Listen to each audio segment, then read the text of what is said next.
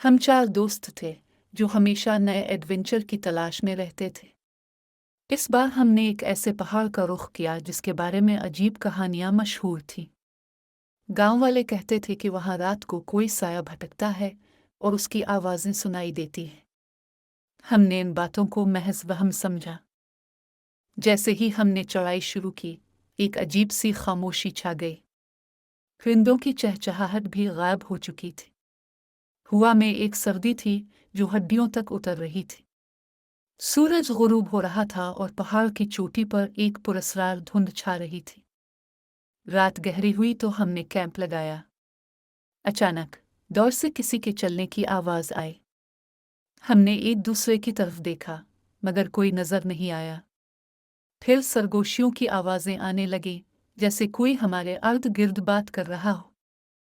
ہم نے ٹارچ جلائی مگر روشنی میں کچھ بھی نہیں تھا۔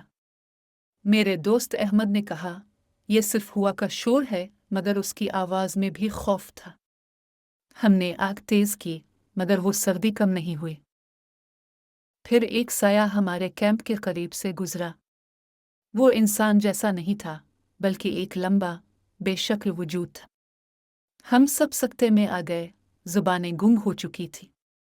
وہ سایہ احمد کی طرف بڑھا اور اسے اپنی لپیٹ میں لے لیا۔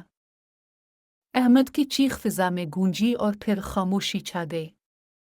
ہم نے اسے پکارا مگر کوئی جواب نہ ملا۔ وہ سایہ غائب ہو چکا تھا اور احمد بھی۔ ہم نے بھاگنے کی کوشش کی مگر پہاڑ کی خاموشی ہمیں نگلنے لگی۔ ہم جانتے تھے کہ ہم اکیلے نہیں ہیں۔